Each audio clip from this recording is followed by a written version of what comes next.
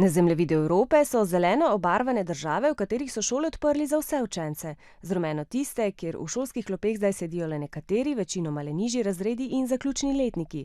V državah, obarvanih z vijolično, pa bodo šole zaprte do konca šolskega leta. V Italiji in Španiji bodo tako vsi učenci šolsko leto končali na daljavo. V Veliki Britaniji so prvotno odločitev, da bodo šole odprli za vse, pozneje preklicali, saj so iz mnogih šol sporočili, da nimajo niti dovolj učiteljev, niti dovolj prostora, da bi lahko zagotovili 1,5 metra razdalje med učenci.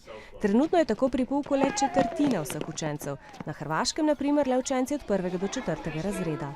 Večina otrok se je v razred vrnila tudi na Švedskem, a ne Miles. Zanj bi bilo zelo nevarno, če bi se okužil s koronavirusom, saj ima redko bolezen, ki povzroča takšne telesne težave, kot bi imel že 104 leta. Jag gör skolarbete hemma och sen så mina syskon och jag får inte gå hem till folk.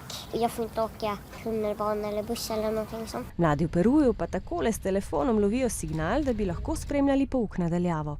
Y tenemos que subir al cerro para poder captar la señal, para poder entregar los trabajos y descargar tareas. Si no subimos aquí, no tenemos cómo hacer las tareas. Manj kot 40% učencev ima dostop do interneta, zato se Marija s svojimi bratranci kar 2-krat na dan povzpne na hrib, da lahko spremljajo pouk. Podobno težavo imajo tudi otroci na Filipinih, a njihova ministrica za izobraževanje se je odločila, da se bodo otroci vrnili v šolo šele, ko bodo znanstveniki našli cepivo proti novemu koronavirusu.